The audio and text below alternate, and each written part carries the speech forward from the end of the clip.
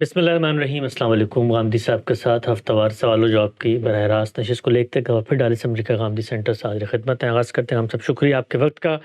ہم سب آج جس موضوع پر میں آپ سے استفادہ کرنا چاہتا ہوں، سوال کرنے سے پہلے ایک اقتباس آپ حضرات اور غامدی صاحب کی خدمت میں رکھتا ہوں، پھر موضوع سے متعلق پوچھتا ہوں۔ میرے سامنے علامہ سید سلیمان ندوی کا ایک اقتباس موجود ہے۔ 1917 میں انہوں نے لکھا، وہ لکھتے ہیں کہ مسلمانوں کی ترقی اور تنزلی دونوں کا ایک ہی سبب ہے، اور وہ یہ کہ ان کا فوری اور وقتی جوش۔ وہ سیلاب کی مانند پہاڑ کو اپنی جگہ سے ہلا سکتے ہیں، لیکن کوکن کی طرح ایک ایک پتھر کو جدا کر کے راستہ صاف نہیں کر سکتے۔ وہ بجلی کی مثل ایک آن میں خرمن کو جلا سکتے ہیں، لیکن چیونٹی کی طرح ایک ایک دانہ نہیں ڈھو سکتے۔ وہ ایک مسجد کی مدافعت میں اپنا خون پانی کی طرح بہا سکتے ہیں، لیکن کسی منہدم مسجد کو دوبارہ بنانے کے لیے مستقل کوشش نہیں رکھ سکتے۔ یہ ان سے ممکن تھا کہ محمد علی اور ابوالکلام کے دائیں بائیں گر کر جانے دے دیں، لیکن ان کے بس کی بات نہیں کہ مسلسل آئینی جدوجہد سے ان اسیران اسلام کو جیل سے چھڑا لائیں۔ ہماری ناکامی کا اصل سبب یہ ہے کہ ہم آندھی کی طرح آتے ہیں اور بجلی کی طرح گزر جاتے ہیں۔ ہم کو دریا کے اس پانی کی مانند ہونا چاہیے جو آہستہ آہستہ بڑھتا اور سال ہر سال میں کناروں کو کاٹ کر اپنا دہانہ وسیع کر جاتا ہے۔ کامیابی صرف مسلسل اور پائیدار کوشش میں ہے۔ ہمالیہ کی برفانی چوٹیاں آہستہ آہستہ پگھلتی ہیں، لیکن کبھی جمنا اور گنگا کو خشک ہونے نہیں دیتی۔ آسمان کا پانی ایک دو گھنٹے میں دشت و جبل کو جل تھل بنا دیتا ہے، لیکن چند ہی روز میں ہر طرف خاک اڑتی نظر آتی ہے۔ ہم سب علامہ سید سلیمان ندوی ہمارے عہد کا ایک بہت ہی عبقری، بڑا علمی، بڑا نابغہ، بڑا یگانہ نام، بڑے مفکر جو کہ امت کی ماضی کی تاریخ پہ بھی نظر رکھتے تھے اور مسلمانوں کے زوال کے اسباب کو بھی جانتے تھے۔ کیا فرماتے ہیں اس اقتباس کو سن کے، جس مرض کی انہوں نے نشاندہی کی ہے کہ مسلمان ملت، مسلمان قوم میں ٹھہر کے لاہ عمل بنا کے ٹھنڈے دل و دماغ سے قدم بقدم مستقل پائیدار جدوجہد کرنے کے بجائے انقلاب، جل تھل، فوری تبدیلی اور ایک ہنگامہ ہے جو نظر آتا ہے، اور انہوں نے اسی کو مسلمانوں کی تنزلی کا بنیادی سبب قرار دیا۔ یہ 100% صحیح بات ہے۔ ان جیسے جلیل القدر عالم نے زندگی بھر کے مطالعے کا نچوڑ بیان کر دیا ہے۔ مسلمانوں کی تاریخ میں اس سے پہلے بھی جو بعض بڑے لوگ ہوئے ہیں، انہوں نے اپنے دور کے لوگوں پر تبصرے کیے ہیں۔ جیسے شاہ ولی اللہ کے بعض تبصرے ہم کو تفہیمات میں ملتے ہیں، امام ابن تیمیہ کے بعض تبصرے ان کے فتاویٰ میں، ان کی دوسری تصنیفات میں ملتے ہیں۔ ان سب سے یہی اندازہ ہوتا ہے کہ صبر کی تلقین بڑی بنیادی حیثیت رکھتی ہے۔ یہ تو ایک عالم ہے، بڑے عالم ہیں، اور مسلمان قوم میں اپنے تجربے کی بنیاد پر تنبیہ کر رہے ہیں۔ قرآن مجید نے پیغمبروں کو یہی تنبیہ کی، یہی توجہ دلائی، بار بار یہ کہا ہے کہ کہیں صبر کا دامن ہاتھ سے نہ چھوڑ دیں۔ اللہ تعالیٰ نے جو نقشہ بنایا ہے، جس اسکیم پر وہ دنیا کو چلا رہے ہیں، اس میں چیزیں بالعموم تدریج سے پیدا ہوتی ہیں، تدریج سے نشو و نما پاتی ہیں، تدریج سے ایک خاص انجام کو پہنچتی ہیں۔ اللہ تعالیٰ کے لیے کوئی مشکل نہیں تھا کہ وہ جوان انسان آسمان سے براہ راست نازل کر دیتا، مٹی کے پیٹ سے اچھے خاصے تنومند لوگ یک بیک نکل کھڑے ہوتے، لیکن وہ اپنی مخلوقات کو بھی اسی طرح تدریج کے مختلف مراحل سے گزارتا ہے۔ یہ جو ہمارے زمانے میں بڑے سائنسدانوں نے مطالعہ کیا ہے، اور یہ معلوم ہوا کہ ایک خاص طرح کا ارتقائی عمل ہر جگہ نظر آتا ہے۔ دنیا کا بھی جب مطالعہ کیا گیا تو یہ اندازہ ہوا کہ اس میں ایک خاص طرح کی ترتیب ملحوظ ہے۔ یعنی ایک دور میں جس طرح کے جاندار وجود میں آئے ہیں، وہ نسبتاً سادہ اور کم پیچیدہ ہیں، اور پھر تدریج کے ساتھ پے در پے وہ مخلوقات پیدا ہوتی چلی گئی ہیں جن میں زیادہ تنوع ہے، جن کے نظم میں زیادہ پیچیدگی ہے، جن میں ریاضیاتی پہلو زیادہ نمایاں ہیں، یہاں تک کہ پھر ہم انسان کو دیکھتے ہیں۔ ظاہر ہے کہ مخلوقات میں جو مخلوقات ہمارے لیے مرئی ہیں، قابل مشاہدہ ہیں، ان میں انسان ہی سرخیل ہے۔ انسان میں گویا تخلیق کا عمل اپنے اتمام کو پہنچ گیا ہے۔ تو یہ سب بھی اسی طرح سے ہوا ہے۔ بقائے اصلح کا جو قانون دریافت کیا گیا وہ قانون اپنی ذات میں غلط نہیں ہے، وہ بھی اسی چیز کو بیان کرتا ہے۔ جو اصناف کے بارے میں ایک تصور قائم کیا گیا ہے یا قیاس کیا گیا ہے کہ شاید وہ چھوٹی چھوٹی تبدیلیوں سے یہ صورت اختیار کرتی ہیں، اس قیاس کی بھی اگر ذہنی بنیاد دیکھیں تو یہی چیز ہے۔ دنیا کی تاریخ کو دیکھیے تو وہاں بھی چیزیں ایسے ہی نمودار ہو رہی ہیں، بلکہ قرآن مجید نے مزید توجہ دلائی ہے کہ ہم چیزوں کو زوج زوج پیدا کرتے ہیں، یعنی ایک چیز اپنے اندر بعض ایسے خلا رکھتی ہے کہ جس کو بھرنے کے لیے پھر ایک دوسری چیز اس کے جوڑے یا زوج کی حیثیت سے پیدا ہوتی ہے۔ وَمِن كُلِّ شَيْءٍ خَلَقْنَا زَوْجَيْنِ، ہم نے سب چیزوں کو زوج زوج پیدا کیا ہے۔ یہ چیز آپ کو ہر جگہ نظر آتی ہے، نباتات میں نظر آتی ہے، جمادات میں نظر آتی ہے، حیوانات میں نظر آتی ہے۔ اس سے آگے بڑھ کر دیکھیں تو فکر و خیال میں بھی بالکل ایسے ہی ہوتا ہے، یعنی ہر جگہ ایک خاص طرح کے جوڑے ہیں یا زوجین ہیں جن کا باہمی تعامل ایک لمبے عرصے کے بعد یہاں کے کہیں نتیجہ خیز ہوتا ہے۔ اگر آپ انسان کے آگے بڑھنے کے عمل کو دیکھیں تو پہلے وہ ایک فرد کی حیثیت سے مرد ہے یا عورت کسی ماں باپ کے یہاں پیدا ہوگا، پیدائش کے مختلف مراحل سے گزرے گا، بچپن اور لڑکپن کے مراحل ہوں گے، اس کی عقل، اس کا شعور، اس کے سوچنے کا انداز، اس کی صلاحیتیں، اس کی نفسیات، سب کچھ ایک تدریج سے نمایاں ہونا شروع ہوتی ہے۔ کئی مراحل سے گزرنے کے بعد وہ اس قابل ہوتا ہے کہ اب اس کا دوسرا زوج تلاش کیا جائے، پھر وہ تلاش شروع ہو جاتی ہے، کہیں 18 سال کی عمر میں، کہیں 20، کہیں 25، اب تو اور عمر بڑھ گئی ہے، وہاں جا کے پھر وہ تلاش کرتے ہیں۔ جس زوج کو آپ تلاش کرتے ہیں اس کے لیے بھی وہی مراحل گزرے ہوتے ہیں، یعنی ایسا نہیں ہوتا کہ آپ جائیں اور جا کر ایک بازار میں آرڈر دیں اور آپ کو اگلے دن بنا بنایا زوج مل جائے، ایسا نہیں ہوتا۔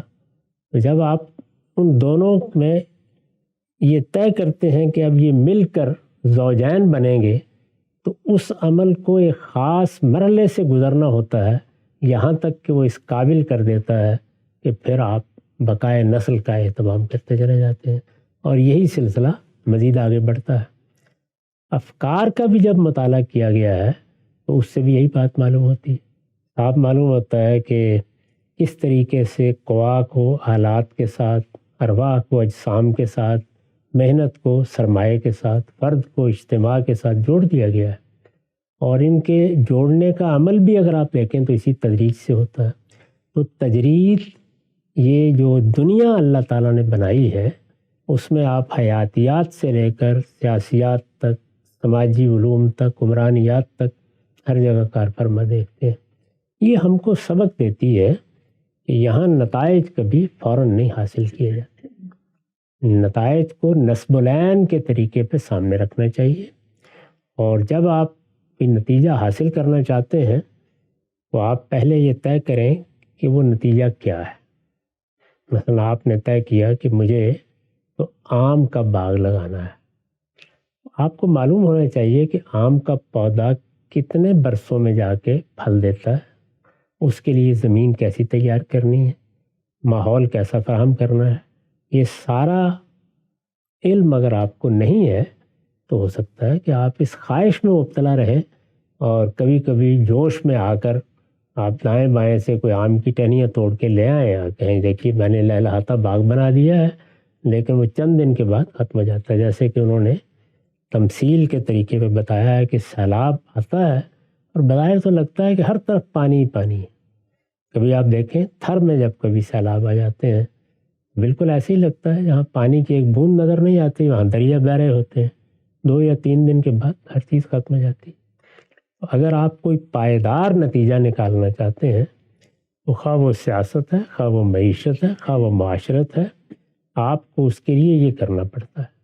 معاشرت میں تو آپ نے دیکھا ہے یعنی کتنا وقت اللہ تعالیٰ لیتے ہیں جس میں کہیں جا کر بقائے نسل کا اہتمام ہوتا ہے، اور پھر بقائے نسل کا اہتمام ہو کے کیا فارغ ہو جاتے ہیں، اس کے بعد تعلیم، تربیت ان کو اپنے پاؤں پر کھڑا کرنا ہے، ان کو پھر اس قابل بنانا ہے کہ وہ اس معاملے کو آگے چلا سکیں۔ تو اس طرح سے اگر ہمیں اپنی تربیت کرنے کا موقع ملے، ہمیں اپنے آپ کو سکھانا چاہیے، خود احتسابی کر کے سکھانا چاہیے۔ کوئی چیز نتیجہ خیز نہیں ہوگی اگر ہم نے تدریج کا طریقہ اختیار نہیں کیا۔ ہم بار بار یہ بتاتے ہیں کہ اللہ تعالیٰ نے قرآن مجید میں اس کی تعلیم دی کہ سیاسی اور سماجی معاملات میں جلد بازی نہیں کرنی چاہیے۔ دیکھیے کہ جو چیزیں رسول اللہ کے زمانے میں ایسی موجود تھیں کہ وہ اپنی اصل کے لحاظ سے قابل قبول نہیں تھیں یا نہیں ہونی چاہیے، ان کو درست ہونا چاہیے تھا، لیکن کیا ان کو چشم زدن میں درست کرنے کا طریقہ اللہ تعالیٰ نے اختیار کیا؟ اس کے لیے اہداف متعین کر دیے، یہاں تک پہنچنا ہے، یہ چیز حاصل ہونی چاہیے، لیکن قدم بقدم اس جانب بڑھا جائے گا۔ یہ قدم بقدم بڑھنے کا طریقہ ہی اپنے اندر خیر و صلاح رکھتا ہے، اور اسی نتیجے سے آپ بڑے امکانات کا تصور کر سکتے ہیں، ان کی توقع کر سکتے ہیں۔ اور اگر یہ حوصلہ نہیں ہے تو دنیا میں کوئی بڑا کام کرنے کے لیے نہیں اٹھنا چاہیے۔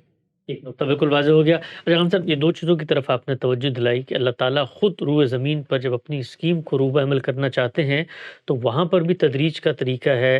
مثال کے طور پہ اللہ تعالیٰ نے 2 قوموں کا انتخاب کیا کہ اب زمین پر ہر محلے میں ہر جگہ پہ پیغمبر نہیں آئیں گے، بلکہ قوموں کا انتخاب کر کے دنیا کے وسط میں وہ دعوت پھیلائیں۔ خود ان قوموں کی تشکیل کے مراحل میں 500 سال گزر گئے، لیکن خالق کائنات جو کن فیکون سے معاملات میں نتائج کا حصول کر سکتا ہے، وہ خود قدرت ہونے کے باوجود صبر اور تحمل کے ساتھ دیکھ رہے ہیں کہ جب قوم کی تشکیل ہوگی تب اگلی ذمہ داری ان کے سپرد کریں گے۔ بالکل ایسا ہی ہے، ہر معاملے میں آپ دیکھ لیجئے۔ مثلا اللہ تعالیٰ نے ایک سیاسی نظم بنا دیا تھا سیدنا موسیٰ کے بعد۔ جی، یہ معلوم ہے کہ جیسے ہمارے ہاں خلافت ہوئی ہے، ان کے بعد بھی اسی طرح جو 2 ان کے صحابی ہیں یوشع اور کالب، انہوں نے ایک خلافت کا نظم قائم کر دیا تھا اسی طرح سے۔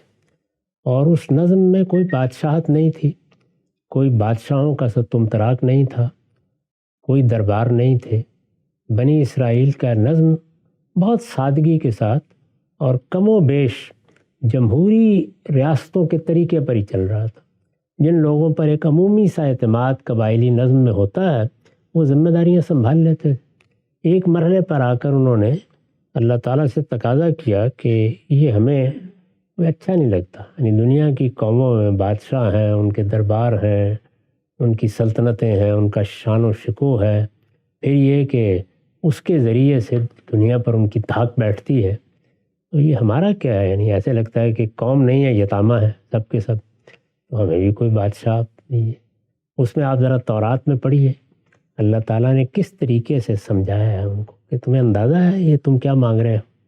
اگر یہ بادشاہ مقرر کر دیا گیا تو تمہاری نہ بہو بیٹیوں کی آبرو سلامت رہے گی، نہ تمہاری عزت نفس سلامت رہے گی، یہ درباروں میں بلا کے تمہیں ذلیل کیا کریں گے۔ ایک پورا نقشہ کھینچا ہے کہ بادشاہت کیا ہوتی ہے، اور اس میں جب مطلق العنان بادشاہ پیدا ہو جاتے ہیں تو کس طرح قومیں بالکل محکوم اور غلام ہو کے رہ جاتی ہیں۔ یہ خود اللہ تعالیٰ نے بتایا۔ اس وقت بھی جو آپ بائبل ہے اس میں اٹھا کے دیکھیے، 2 3 4 پیراگراف ہیں جس میں اس کے نقشے کھینچ کر بتا دیا ہے۔ بنی اسرائیل نے کہا کہ نہیں ہمیں تو یہ چاہیے۔ یہ کیا چیز ہے؟ اس کا مطلب یہ ہے کہ جو قوم ہے جس میں آپ ایک نظام قائم کرنا چاہتے ہیں وہ اپنے شعور کی سطح میں وہاں نہیں پہنچی، تو اس پروردگار نے ان کے ارادہ و اختیار دے رکھا ہے، لوگوں کے عمل پر ان کی حالت کے لحاظ سے فیصلے کرتا ہے۔ یہ نہیں ہے کہ انسانوں کے اوپر کوئی فیصلہ مسلط کر دیا جائے، تو اپنی ساری اسکیم کو تبدیل کر کے یہ فرمایا کہ اچھی بات ہم بادشاہ مقرر کر دیں۔ طالوت کو بادشاہ مقرر کیا گیا، اس پر بھی اعتراض ہو گیا لوگوں کی جانب سے۔ ان کا خیال یہ تھا کہ ہمارے اندر سے کسی ایسے شخص کا انتخاب ہوگا جو بہرحال پس منظر رکھتا ہوگا، دولت رکھتا ہوگا، بڑا قبیلہ رکھتا ہوگا، کوئی خدم و حشم رکھتا ہوگا، چھوٹے قبیلے کا آدمی منتخب کر لیا۔ اس میں پھر دلیل دی ہے کہ میں نے کیوں منتخب کیا ہے۔ خیر کسی نہ کسی طریقے سے وہ راضی ہو گئے۔ اللہ تعالیٰ نے نبوت کے معاملے میں یہ تبدیلی کی کہ ان کے اندر جو پیغمبر اس کے بعد آئے وہ بادشاہوں میں سے بنائے، داؤد علیہ السلام، سلیمان علیہ السلام. سیدنا داؤد، سیدنا سلیمان. تو اس کا مطلب یہ ہے کہ آپ کسی نتیجے کو اپنی خواہشات سے پیدا نہیں کر سکتے. آپ کو دیکھنا پڑتا ہے کہ حالات کیا میسر ہیں، آپ کس جگہ پہ کھڑے ہیں، لوگ اگر آپ کے ساتھ ہیں تو کیا معاملہ ان کے ساتھ کرنا ہے.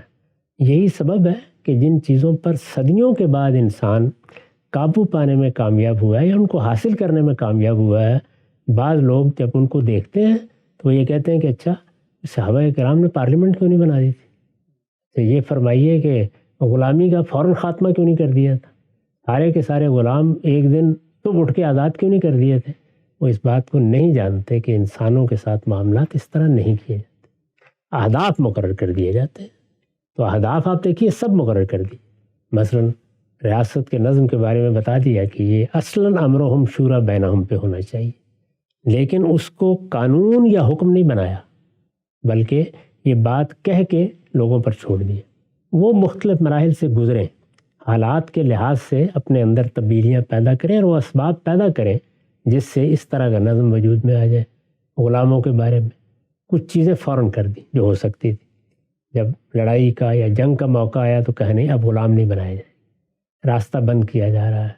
یہ بتا دیا کہ مکاتبت کا ایک طریقہ ہم نے وضع کر دیا ہے، اس طریقے سے جو لوگ آزاد ہونا چاہتے ہیں وہ آزاد ہو جائیں. عمومی طور پر اعلان کر دیا کہ ہمارا دین لوگوں کو غلام نہیں رکھنا چاہتا، وہ تو یہ چاہتا ہے کہ فق و رقبہ لوگوں کی گردنیں چھڑا دی جائے. لیکن اس معاملے میں کوئی غیر معمولی اقدام نہیں کیا گیا، کسی مرحلے پر اس کو چھوڑ دیا گیا لوگوں پر. وقت کے ساتھ آہستہ آہستہ ان اہداف تک پہنچ جائے.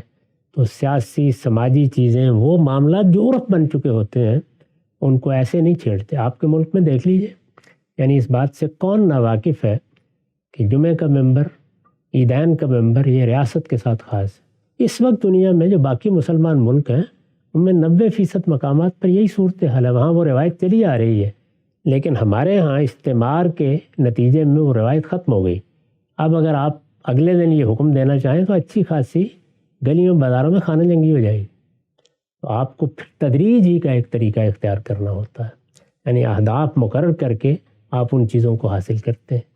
ایسے ہی آپ نے دیکھا ہوگا کہ بہت سے لوگ بعض موقعوں پر جب وہ ابھی مذہبی رہنما ہوتے ہیں یا سیاسی رہنما ہوتے ہیں بہت بڑی بڑی باتیں کرتے ہیں، لیکن جیسے ہی ان کو معاملات کی ذمہ داری دی جاتی ہے تو حقیقت بالکل واضح ہونا شروع ہو جاتی ہے. یعنی وہاں سے چیزیں صحیح طریقے سے نظر آنی شروع ہو جاتی ہیں، دنیا کیا ہے، کہاں کھڑی ہے، کیا ہے. اسی طرح کے معاملات ہمارے یہاں بعض سادہ لوگ جہاد کر کے برپا کر دیتے ہیں.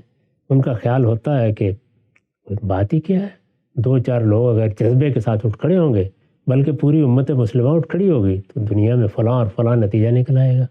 نتائج اس طرح نہیں نکلتے. اسی کو سید سلیمان ندوی نے، اللہ تعالیٰ ان کو غریق رحمت کرے، بتانے کی صحیح کی ہے کہ مسلمانوں کو بھی اپنے اندر اسکیم بنا کے، اہداف مقرر کر کے، طریقے اور سلیقے کے ساتھ اپنے مقاصد کو حاصل کرنے اور ان کے لیے جدوجہد کا نقشہ بنانے کا طریقہ اختیار کرنا چاہیے. اس میں کبھی بھی ایسا نہیں ہوتا کہ فوراً فلاں نتیجہ نکل آئے. اس پر ہم نے بارہا بعض رہنماؤں کو جن سے ہمیں بات کرنے کا موقع ملا توجہ دلا کے دیکھا. کچھ دیر کے لیے وہ یہ سنتے ہیں اور اس لائے عمل پر عمل بھی کرتے ہیں، لیکن پھر جلد بازی میں مبتلا ہو جاتے ہیں. یہ آپ کے علم میں ہوگا کہ بعض لوگوں نے مولانا سید ظفراللہ صاحب مودودی کے اقدام کا تجزیہ کیا ہے، تو اس میں اگرچہ تعبیر تو غلط اختیار کی، یعنی حب عاجلہ کی ترکیب استعمال کر دی. وہ تو کسی طرح ٹھیک نہیں تھی، لیکن عجلت بہرحال موجود ہوتی. یعنی کسی چیز کو حاصل کرنے کے لیے آپ ایک جلد بازی کسی نفسیات میں مبتلا ہو جائیں. بڑے لوگ بھی ہو جاتے ہیں، چھوٹے بھی ہو جاتے ہیں. یہ خطرناک چیز. فکر و خیال میں بھی ایسی بس 4 مناظرے منعقد کر دیں، سارا مسلمانوں کا مخاطبین جو ہے ویسے ہی بیچارے چت ہو کے گر پڑیں گے اور اس کے بعد حق کا غلبہ قائم ہو جائے گا. پیغمبر سے تو ہوا نہیں. اس لیے اللہ تعالیٰ کی اسکیم دیکھیں کہ وہ کس طرح پے در پے اپنا کام کرتے چلے جاتے ہیں اور پھر کہیں صدیوں میں جا کے وہ نتائج نکلتے ہیں. تو وہ چیزیں جو میرے لیے یا اپنی ذات کے لیے اختیار کرنے کی ہیں ان کو تو میں ہر وقت اختیار کر سکتا ہوں، آپ بھی کر سکتے ہیں. لیکن جب آپ سوسائٹی سے معاملہ کریں تو وہاں تدریج اور صبر اور حکمت یہ لازمی امور ہے۔ تو بالکل واضح ہو گیا ہم سب آج کی نشست کا ایک آخری سوال کچھ اپنے عہد، اپنے سماج، اپنے پس منظر سے متعلق کر کے اسی بحث کے پس منظر میں ہمارے ملک کے اندر یہ بات ایک اس وقت سماجی حقیقت ہے، عالمگیر صداقت ہے کہ وہ لوگ جن کے پاس اسلحہ ہے، بندوق ہے، ہمارے ملک کی مسلح افواج ہیں، اسٹیبلشمنٹ کا یہ جو بھی اس کا نام رکھیں، ہمارے ہاں جو عنان اقتدار ہے وہ اصلاً پچھلے 70 سال سے انہی کے ہاتھ میں ہے۔ طاقت کا سرچشمہ عوام کے بجائے وہ مراکز ہیں۔ اب یہ حقیقت ہے، اور دوسری طرف یہ بھی حقیقت ہے کہ ان کے پاس نہیں ہونی چاہیے۔ دستور بھی یہی کہتا ہے، دنیا کا عرف بھی کہتا ہے، عالمگیر اخلاقیات بھی کہتی ہے، جمہوری روایت بھی کہتی ہیں۔ اب کچھ لوگ کھڑے ہوتے ہیں اور وہ یہ کہتے ہیں کہ بھائی یہ جو کچھ تم کر رہے ہو یہ تو حق اور انصاف کے خلاف ہے، جو کہ بات بالکل حقیقت میں مبنی ہے، لیکن دوسری جانب جب کوشش کی جاتی ہے تو کوشش یا نتیجہ کارگر نہیں ہوتا۔ اس طرح کے معاملات میں بھی آپ کو لگتا ہے کہ یہ ایک لمبی اننگز ہیں جس میں قدم بقدم آپ کو 2 3 4 اہداف حاصل کرنے ہیں، کیونکہ سماجی طور پر طاقت تو ان کے پاس ہے، اب ان سے طاقت عوام کے پاس کیسے منتقل ہو یہ ایک دن کی بات نہیں ہے۔ اس میں بھی دیکھیے ایک بڑی بنیادی غلطی ہے، میں نے عرض کیا نا کہ تدریج تو اللہ تعالیٰ کا طریقہ ہے۔ تدریج میں آپ کو یہ دیکھنا ہوتا ہے کہ اس وقت کیا صورتحال ہے۔ یعنی مثال کے طور پر اگر آپ کو یہاں سے لندن جانا ہے تو آپ کے علم میں ہونا چاہیے نا کہ کس ایئرپورٹ سے آپ کو روانہ ہونا ہے، کہاں سے آپ کو سواری ملے گی اور کتنا فاصلہ آپ کو طے کرنا ہے، یہ معلوم ہونا چاہیے نا۔ اس وقت آپ کہاں کھڑے ہیں۔ مجھے اپنا جوانی کے زمانے کا، طالب علمی کے زمانے کا ایک واقعہ یاد ہے۔ ہمارے ہاں ہمارے وزیر اعظم رہے چودھری محمد علی صاحب، میرے بہت عزیز دوست ہیں ڈاکٹر ساجد علی، ان کے وہ عزیز تھے۔ تو ایک دن ہم طالب علموں کا خیال ہوا کہ ان سے ملتے ہیں، جیسے کہ لوگ بڑے لوگوں سے، سیاستدانوں سے، علماء سے، شعراء و ادباء سے ملتے ہیں۔ طالب علمی کے زمانے میں ہم بھی ملنے چلے جاتے تھے۔ معلوم ہوا کہ وہ گلبرگ مین بولیوارڈ پر رہتے ہیں کسی جگہ، اور اس زمانے میں نہ مین بولیوارڈ اس طرح کا تھا، نہ گلبرگ اس طرح کا تھا۔ یہ 70 کے زمانے کی بات ہے، بلکہ اس سے بھی تھوڑی سی پہلے کی ہوگی۔ تو میں اور ساجد علی صاحب ہم لوگ نکلے اور وہاں پہنچے۔ تو جس جگہ اب لبرٹی ہے اس جگہ ایک نقشہ لگا ہوا تھا۔ اس نقشے میں سارے گھروں کے بارے میں بتایا گیا تھا کہ وہ کہاں کہاں ہے، بڑا سا نقشہ تھا۔ یہ متعین کیے بغیر کہ ہم کہاں کھڑے ہیں ہم نے وہ نمبر ڈھونڈنا شروع کر۔ آپ انجام کا اندازہ کر سکتے ہیں، یعنی اچھی خاصی گرمی میں حال خراب ہو گیا۔ پھر کسی شریف آدمی نے توجہ دلائی کہ نقشہ اس طرح دیکھا جاتا ہے، پہلے خود دیکھو تم کہاں ہو، پہلے یہ تو دیکھیے کہ آپ کہاں کھڑے ہیں۔ تو یہ ہمارا جب ملک وجود میں آیا ہے تو ہم نے یہ نہیں دیکھا کہ جمہوریت مثال کے طور پر یہ کہاں سے شروع ہوتی ہے، اس کے لیے بنیادی چیزیں کیا ہیں، اس کے پری ریکویزٹس کیا ہیں۔ اگر آپ غور کریں، چلیں باقی ساری بحث کو آپ چھوڑ دیں، اس کے لیے بہت تربیت یافتہ، بہت منظم سیاسی جماعتیں چاہیے ہوتی، جمہوریت چلانے کے لیے۔ ہمارے ہم تھی نہیں۔ یعنی مسلم لیگ تو بالکل آخری زمانے میں سیاسی جماعت کی صورت اختیار کر لی، پہلے تو اس کی یہ حیثیت ہی نہیں تھی، ایک بڑے ذمہ داروں کی کلب کی سی نوعیت تھی اس کی، اور اسی اعتبار سے وہ اپنا کام کر رہی تھی۔ تو 5-7 سال میں نہ تو سیاسی کارکن پیدا ہوتے ہیں جس طرح کے ہونے چاہیے، نہ ان کی تربیت ہوتی ہے، نہ اس طرح کے لیڈرشپ کے کیڈر بنتے ہیں، ان میں سے کوئی چیز بھی نہیں تھی۔ جب کوئی چیز بھی نہیں تھی تو آپ نے کہا کہ نہیں، ویسٹ منسٹر ڈیموکریسی، اس لیے کہ جو ہمارے قائدین تھے وہ اسی کا خواب دیکھتے تھے۔ جیسے ہی آپ نے اس کی ابتدا کر دی تو حقیقت بالکل سامنے آ گئی۔ یعنی ابھی قومی حیثیت سے ہم طاقت اور قانون کے توازن کو سمجھنے کی جگہ پر آئی ہی نہیں تھی۔ تو بیوروکریسی نے خوب اس کر کے دیا۔ بالکل برخلاف کانگریس کا معاملہ یہ نہیں تھا۔ یعنی وہ ایک سیاسی جماعت کی حیثیت سے تربیت پا چکی تھی، بہت مراحل سے گزر چکی تھی، بہت بڑی لیڈرشپ پیدا کر چکی تھی۔ اس کی لیڈرشپ ابھی تک چل رہی ہے، ختم نہیں ہوئی، اس زمانے کی پیدا کی ہوئی۔ تو یہ ایک ایسا تفاوت تھا جس کے لازمی نتائج نکلنے تھے۔ چنانچہ وہاں دیکھیے، وہاں جمہوریت جیسے تیسے بھی چلتی رہی۔ کبھی فوج نے، بڑا ملک ہے، بڑی فوج ہے ہمارے ہاں، تو یہ حقائق ہے۔ دیکھنا یہ چاہیے تھا کہ ہم اس وقت کہاں کھڑے ہیں، وہی کہ نقشے پر پہلے متعین کیجئے کہ آپ کہاں کھڑے ہیں، پھر سفر کے منازل متعین کر کے آپ چلتے۔ اگر آپ چلتے تو اب تک شاید بہت مستحکم سیاسی نظام سے ہم ایک اچھی جمہوریت کی طرف 50-60 سال میں بڑھنے میں کامیاب ہو جاتے. تو جو چیز ہم نے پہلے دن حاصل کرنا چاہی وہ اصل میں کوئی 60-70 سال کے بعد حاصل ہونا تھی. تو اب صورتحال کیا ہے؟ وہی جو فارسی کے اس مصرے میں کہی جاتی ہے کہ ہرچے دانا کند نادا لیک بعد از خرابی بسیار. یعنی جو کام دانا کہہ رہے ہوتے ہیں اس طرح کرنا ہے، نادان بھی وہی کرتے ہیں لیکن بہت خرابی کے بعد. بالکل واضح ہو گیا. ہم صاحب، ہم نے آج ایک بڑے اہم موضوع پر غام صاحب سے استفادہ کیا، اس کی جزیات میں اور مسلمانوں نے دنیا بھر میں جو مختلف ان کو کرائسس پیش آئے ان میں کیسے بہیو کیا، اس موضوع کو آگے بڑھائیں گے. وقت یہاں پہ ختم ہوتا ہے، دوبارہ حاضر خدمت ہوں گے. اب تک آپ کا بہت شکریہ.